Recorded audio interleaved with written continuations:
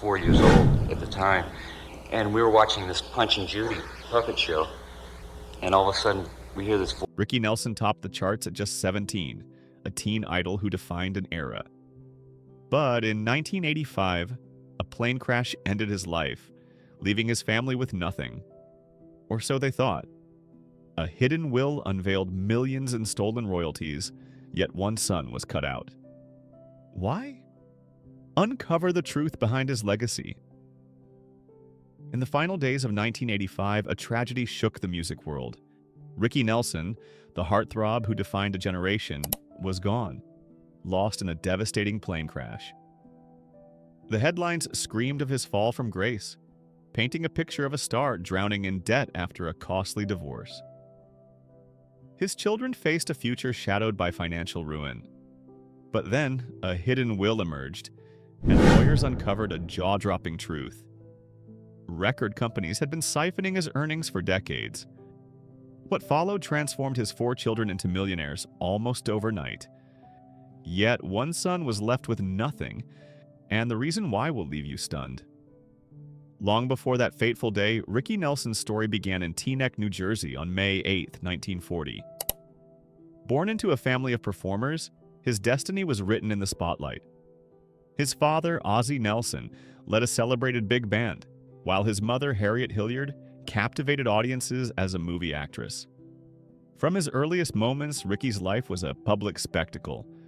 By the time he was in diapers, the Nelson family's radio show, The Adventures of Ozzie and Harriet, had already captured America's heart. What kind of childhood could a boy have under such relentless fame? Ricky's world was far from ordinary. Instead of quiet suburban streets, he grew up amid microphones and sound stages. Family dinners often morphed into rehearsals, and vacations could double as script readings. Every moment felt choreographed, as if life itself was a performance. By age 8 in 1949, Ricky joined the radio show alongside his brother David, stepping into a role that would define him. While other kids swapped baseball cards or raced bikes, Ricky memorized lines and collected paychecks. How does a child navigate a world where privacy is a luxury? Fame at such a young age came with a heavy price. Ricky missed out on birthday parties with friends or schoolyard games. His playground was a studio, his life a script written for the family brand. By 10, he was a household name, his natural charm winning over millions. But behind the scenes, the weight of expectation pressed down. The Nelsons weren't just a family, they were a business, and Ricky was a key asset. Could a boy so young bear the burden of a nation's adoration? In 1941, the Nelsons moved to Los Angeles, settling into a green and white Cape Cod, colonial at 1822, Camino Palmero. This wasn't just a home, it became an icon, featured in countless episodes of their TV show, which debuted in 1952. Fans flocked to catch a glimpse, but inside it was a hub of production. Scripts were crafted in the dining room, rehearsals unfolded in the living room, and Ozzie ran the operation with precision. For Ricky, the line between home and stage blurred. Was there any room for a real childhood in such a world? The show's success hinged on its unique blend of reality and fiction, but for Ricky, it created a constant question. What was genuine and what was just for the cameras? This innovative format made The Adventures of Ozzie and Harriet a cultural phenomenon, but it left Ricky caught between two worlds. His every move was scrutinized, his life a performance for millions. The show wasn't just entertainment, it was in many ways America's first reality TV family. Decades before the term existed, Ricky's childhood was further shaped by a personal struggle. Severe asthma kept him indoors, away from school and friends. Simple tasks like crossing a room could leave him gasping. While peers played outside, Ricky turned to books and music, developing a quiet, introspective nature. This solitude fostered a unique intensity that later defined his on-screen presence. But beneath that charm was a boy yearning for normalcy, trapped by both illness and fame. How did this shape the star he would become? When the radio show launched in 1944, Ozzie and Harriet initially cast actors to play their sons. Ricky and David, however, demanded to portray themselves, and by 1949 they won the roles. This bold move was unprecedented, blending real life with scripted drama in a way that hooked listeners. Ratings soared, and the Nelsons became America's obsession. Ricky wasn't just acting, he was living his life on air, his every moment public property. The show's success was undeniable, but at what cost to its young star? Then came 1957, a turning point. At 17, Ricky performed Fats Domino's I'm Walkin' on the family's TV show, and the response was electric. The single sold over 1 million copies, launching him as the face of teenage cool. Girls screamed and America swooned, but off-screen, Ricky was far from the wholesome Idol fans adored. He dove into a world of parties, fast cars, and fleeting romances, embracing a rebellious streak. His slicked-back hair and growing sideburns hinted at a defiance his parents couldn't control. What secrets was he hiding from his adoring public? That same year, Ricky's first single with Imperial Records, Bebop Baby, shattered records. With 750,000 pre-orders, it soared past 1 million sales, hitting the top 5 on pop and R&B charts. His debut album, Ricky, topped the Billboard charts, cementing his status as a music industry titan. At just 17, he wasn't just a teen idol, he was a phenomenon, proving youth and charisma were a goldmine. Record labels scrambled to sign the next big thing, but Ricky was already ahead. How did a TV star become a music legend so fast? Fame brought complications, especially in love. Ricky's on-screen romance with Marianne Gaba, his TV girlfriend, spilled into real life with intense passion. He gifted her a gold ring inscribed with his name, sparking rumors of something serious. But Ricky was already moving on, writing songs with singer Lori Collins and chasing other flings. To fans, he was the boy next door. In reality, he was a teenager racing through life's temptations. How long could he keep this double life hidden? Ozzy and Harriet watched their son's antics with growing unease. They weren't just parents, but managers guarding a carefully crafted image. They feared his whirlwind romances would derail his career. Ozzy especially kept a tight grip, controlling Ricky's $500 weekly earnings, equivalent to about $5,000 today, and doling out a modest allowance to curb excess. Engagements were dismissed, relationships discouraged, but Ricky, now a star in his own right, was slipping from their grasp. Could they hold on to their golden boy? Despite their efforts, Ricky's rebellious spirit grew. Secret girlfriends and late-night parties became his escape from the family's control. On screen, he remained America's sweetheart, but behind closed doors he was carving his own path. By 17, his debut album had made history, holding the top spot on Billboard for 2 weeks, a record for the youngest artist at the time. With Ozzy orchestrating his TV performances, Ricky's music reached millions weekly, a strategy that fueled his meteoric rise. But as his star soared, so did the tensions at home. What would happen when Ricky pushed back even harder? This is just the beginning of Ricky Nelson's story, a tale of fame, rebellion, and hidden truths. His journey from TV star to rock icon was only getting started, and the battles ahead would redefine his legacy. Ricky Nelson's star was blazing, but his father, Ozzy, held the reins tightly, steering his son's career with an iron grip. He even blocked Ricky from appearing on The Ed Sullivan Show, unwilling to share the spotlight that their family's TV empire commanded. Yet Ricky's talent was unstoppable. In August 1958, his single Poor Little Fool etched his name in history as the first song to top Billboard's brand new Hot 100 chart. A monumental achievement, but what's the untold story behind this triumph? That chart-topping hit came from an unlikely source, a 15-year-old songwriter named Sharon Sheely. Ricky wasn't sold on the track at first, recording it almost grudgingly as a potential B-side. Radio stations, however, had other plans, embracing the song's infectious melody. Against Ricky's wishes, Imperial Records released it as a single, and it soared to #1, holding the spot for 2 weeks and crossing into country and R&B charts, How did a reluctant recording become a defining moment in music history? The success of Poor Little Fool wasn't just a fleeting win, it cemented Ricky's legacy. Even today, his estate earns royalties from the song, which has been covered by artists like Frank Sinatra and Linda Ronstadt. No one else can claim the title of the Hot 100's first number one. That belongs to Ricky forever. Between 1957 and 1962, he landed 20 songs in the top 40, a feat only Elvis Presley surpassed during that era. His earlier hit, Bebop Baby, had already sold over 1 million copies, fueled by $750,000 in pre-orders before its release. Was Ricky's meteoric rise too good to last? His Imperial Records contract was a game changer, offering a $50,000 guarantee over 5 years, roughly $500,000 in 2025 dollars, plus full control over his songs and album artwork. For a teenager, this level of creative freedom was unheard of, reflecting the industry's faith in his star power. The family's TV show, The Adventures of Ozzie and Harriet, amplified his music, reaching 10 million viewers weekly. By 1960, the Ricky Nelson International Fan Club spanned 9,000 chapters worldwide. But how did this global adoration shape the man behind the music? Ricky's talents extended beyond the airwaves.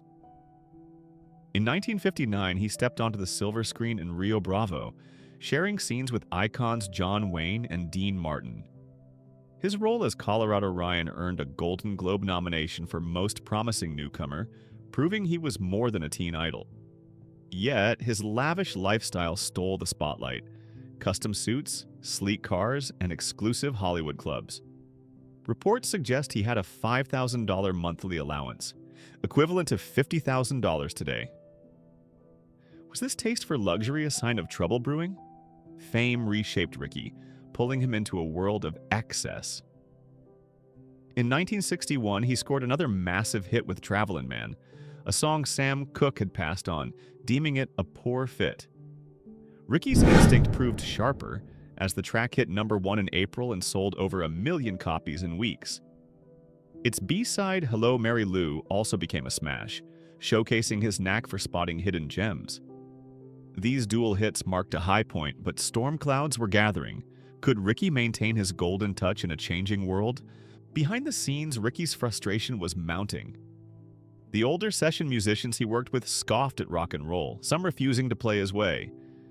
One even sneered, "Kid, this ain't music." Fed up, Ricky took a bold stand, firing them and forming his own band of young, like-minded players. Among them was James Burton, a guitarist who'd later become a legend with Elvis and Johnny Cash. This move cost Ricky dearly. Salaries, gear, and travel expenses piled up, but it gave him the creative control he craved. Was this rebellion worth the price? Ricky's fight for respect couldn't shield him from the tidal wave that hit in 1964. The Beatles' appearance on The Ed Sullivan Show that February redefined music overnight. By April, they owned the top 5 spots on the Billboard chart, leaving even giants like Elvis scrambling. Ricky's For You barely cracked the top 40, a stark contrast to his earlier dominance. The British invasion didn't just bring new sounds, it rewrote the rules of fame. How would Ricky navigate this new reality? On Christmas Day 1961, Ricky, then 21, met 16-year-old Kristen Harmon, daughter of football legend Tom Harmon and actress Elise Knox, and sister to future star Mark Harmon. They seemed like Hollywood's perfect match, young, glamorous, and born into fame. But beneath the surface, their story was far from a fairy tale. What secrets lay hidden in their seemingly idyllic romance? Their marriage on April 20th, 1963 was less about love and more about necessity. Kristen was pregnant, and her Catholic parents demanded a swift wedding. Ricky, not Catholic, was pressured to sign a pledge to raise their children in the faith, attending classes to appease her family. The ceremony was a public spectacle, but privately it was steeped in control and obligation. Why did Ozzie and Harriet, who had vetoed Ricky's past girlfriends, embrace Kristen so warmly? The Nelsons saw Kristen as a perfect fit, classy, connected, and from Hollywood royalty. But the marriage quickly strained under financial pressure. Kristen's taste for luxury, sprawling homes, designer clothes, exotic trips, clashed with Ozzy's tight control over Ricky's earnings. By the late 1970s, their spending had drained Ricky's fortune, leaving him broke. The dream of a perfect Hollywood couple was crumbling. Could their love survive the mounting pressures? Kristen even joined the adventures of Ozzy and Harriet, playing herself and adding her income to the family's coffers. But two salaries only fueled more spending, with no one reining in their extravagance. In 1965, they starred together in Love and Kisses, a film directed by Ozzy about a young couple eloping and struggling with family life. The lighthearted plot masked a darker reality. Their real-life marriage was unraveling, mirrored uncomfortably on screen. How much of their personal pain was exposed in this project? By 1969, Ricky was desperate to break free from his teen idol image. He formed the Stone Canyon Band, blending country and rock before it was mainstream, with talents like Randy Meisner, later of the Eagles. But the timing was off. His albums like Rick Sings Nelson and In Concert were critically praised but commercially lackluster. Ricky traded arenas for small clubs, his fame fading. Was his pursuit of artistic freedom worth the cost of his stardom? The lowest point came on October 15, 1971 at Madison Square Garden. Dropping the Y from his name to signal a new era, Rick performed Honky Tonk Women, hoping to showcase his evolution. The crowd, expecting his classic hits, booed him off the stage. Some blamed crowd control issues, but Rick felt the rejection personally. Devastated, he watched the rest of the show from backstage. Could he recover from such a public humiliation? In the aftermath of his Madison Square Garden performance, Ricky Nelson, now Rick, struck a chord with Garden Party. Released in 1972, the song soared to number 6 on the Billboard Hot 100 and earned gold status, marking his first top 10 hit in nearly a decade. For a moment, it seemed like Rick was back, but the music world had shifted, and so had the audience's tastes. Follow-up singles like Palace Guard fizzled out, and by 1974, his label was at a loss on how to market him. Albums like Windfall tanked, and Rick found himself relegated to amusement parks and minor TV roles. In 1976, MCA Records cut him loose, leaving Garden Party as both a triumph and a bittersweet goodbye. What happens when a star's spotlight dims and the world stops watching? The decline wasn't just professional. Rick's marriage to Kristen Harmon, once a Hollywood fairy tale, crumbled under the weight of their lavish lifestyle. Private schools, sprawling estates, and exotic vacations drained their finances, forcing Rick to tour relentlessly. Their home became a war zone of arguments, with Kristen feeling neglected and Rick trapped by expectations. In 1977, after another grueling tour, he returned to find himself locked out of their house. Kristen had moved his belongings to a rental, and there he discovered her with 2 Los Angeles Rams cheerleaders. The betrayal stung deeply, marking the point of no return for their marriage. How does a man rebuild after such a public heartbreak? The divorce, finalized in 1982, was a brutal ordeal. Both sides traded accusations of neglect and substance issues, with legal fees soaring past $1 million. Rick was ordered to pay $4,000 monthly in child support for their 4 children: Tracy, Gunnar, Matthew, and Sam, aged 8 to 19. The battle left him nearly broke, his once vast earnings from hits like Poor Little Fool and Travelin' Man eroded by reckless spending. He toured tirelessly to cover the payments, but the emotional and physical toll was crushing.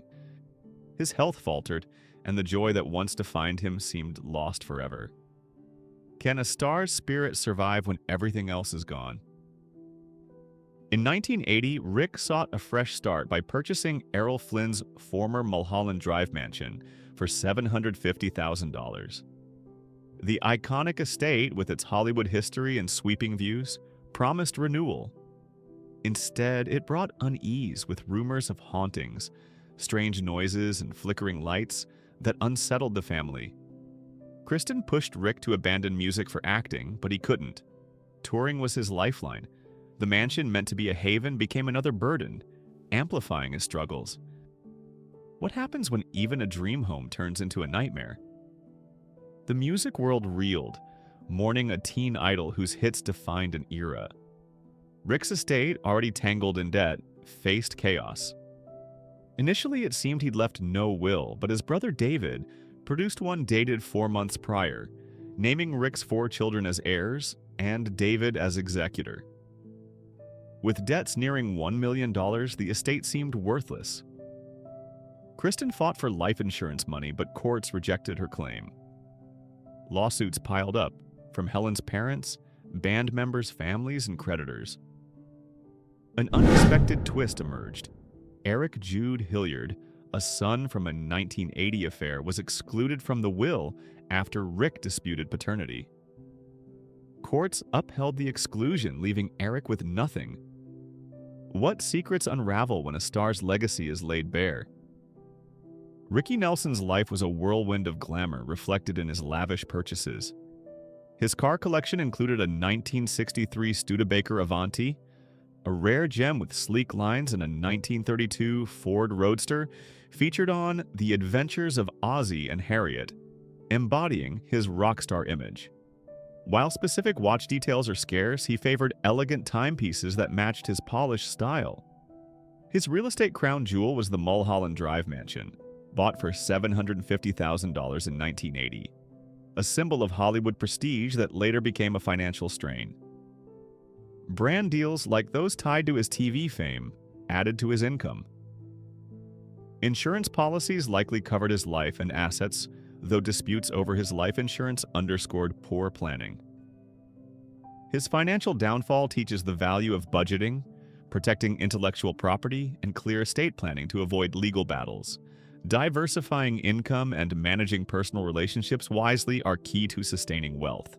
Rick Nelson's journey from teen idol to struggling artist mirrors the highs and lows of fame. Once a rival to Elvis, his 54 Billboard hits and Rio Bravo role defined a generation.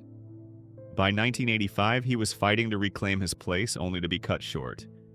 His music's enduring value, unlocked through legal battles, ensured his children's financial security. Like, comment, and subscribe for more hidden celebrity sagas. Some stars fade, but their songs shine forever.